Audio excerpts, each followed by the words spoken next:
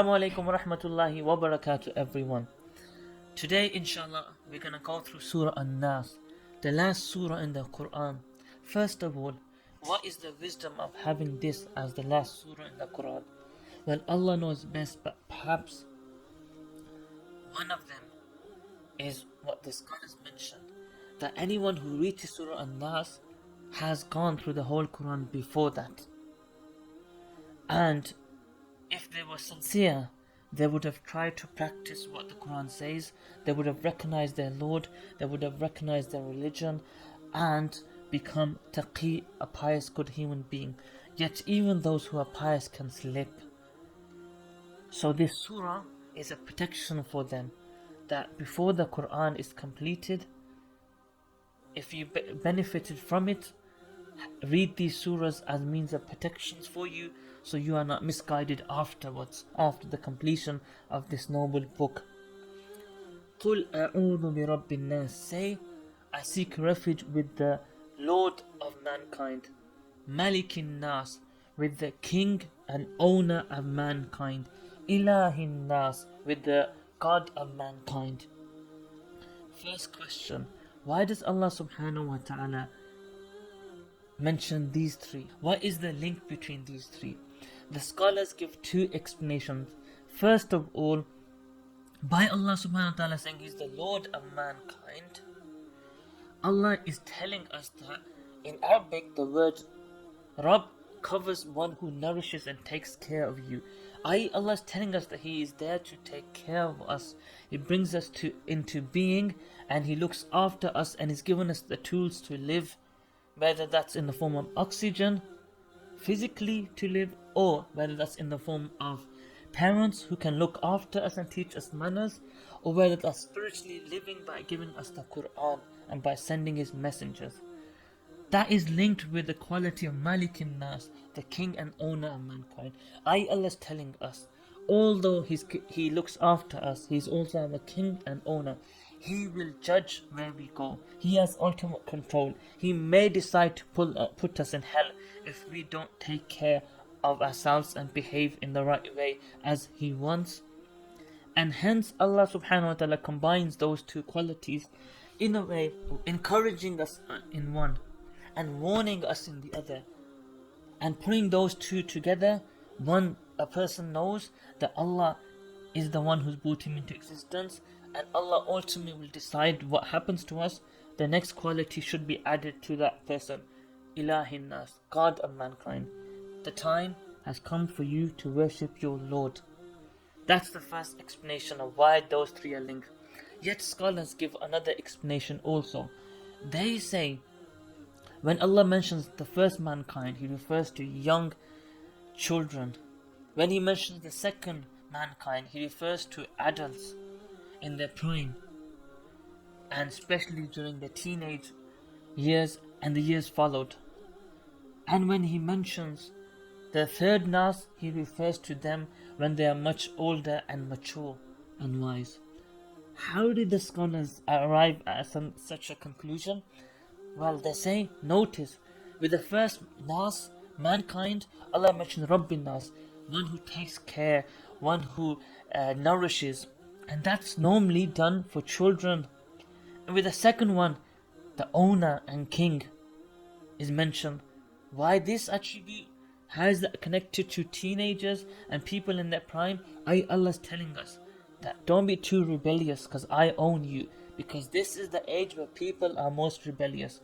How is the quality of God and mankind connected to those that are elder and senior and more mature? Allah is telling us that by now you should have figured out who your Lord is. It's about time you start worshipping your Lord properly. Now, let's move on. Min sharril waswasil khannas, or from the evil of the withdrawing one who gives waswasa, shaitan.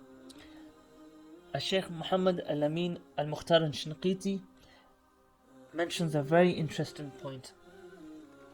He says, why would Allah combine these two qualities together? One who gives waswasa and he withdraws. Surely the act of giving waswasa indicates that he's close, and the word he withdraws indicates that he runs away far. Why does Allah put these two qualities together? And he gives the answer by saying, Allah is trying to teach us a lesson here. He's told us the weapon that will be fired at us, and he's giving us the shield, i.e., he is the one that gives waswasa. But as soon as you remember Allah, he withdraws. So look, here shaitan comes, gives waswasa, and remembering Allah takes it away. So shaitan comes and goes very quickly if you remember Allah, and hence he has those two qualities at the same time. Then Allah subhanahu wa ta'ala continues, الَّذِي يُوَسْوِسُ فِي صُدُورِ النَّاسِ, that shaitan which whispers in the hearts of mankind. What kind of things does he whisper to different human beings? Al-Imam Ibn Juzay Al-Ghirnati mentions a very interesting point. He says, shaitan first starts with making people disbelieve or commit shirk in Allah subhanahu wa ta'ala. If he cannot do that, then he moves on to making them do sins. If he cannot do that, then he tries to make them lazy in doing good deeds. If he cannot do that, then he tries to make that person show off when they do good deeds.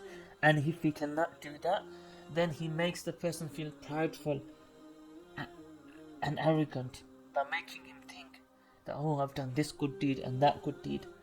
And that's how he destroys him finally if the other steps fail. Then Allah subhanahu wa ta'ala says, Min al-jinnati wan nas. The shaitans are from mankind and from jinn. Imam al-Qurtubi mentions an interesting point here. He says, there are two types of shaitan. Ones which we can see are other humans that wish to cause us harm, and ones we cannot see, the shayateen from the jinn. So may Allah subhanahu wa ta'ala protect us from all of these evils. Notice in this surah, Allah subhanahu wa ta'ala mentioned the enemies that are close at hand. There may be other humans that we may talk to, or it may be shaitan that whispers. In Surah Falaq, it's totally different. It's enemies that are hidden, such as people that do magic, or the evil of the dark night when it comes, and we do not know what harms are in it. What's interesting about Surah Naas is, even when you read it backwards, A, it rhymes completely like the Quran does. B, the meaning makes complete sense. Who is this message for? What does Allah say in the last ayah? Jinnati wan nas, for man and for jinn. What is this message meant to influence? What does Allah say in the previous verse? Sudur, our hearts. And this message is there to protect us from whom? The evil one who whispers. Allah mentions in the previous verse. Then what about the verse before that? What is the point of this? What is the point of this message? Ilahil nas, God. So we recognize the Lord and worship Him. Why should we worship Allah? Malikin nas, He's our owner. Well, if someone just your owner, perhaps we will worship Him with a grudge, saying that the only reason why we have to worship Him is because He owns us. What does Allah say before that?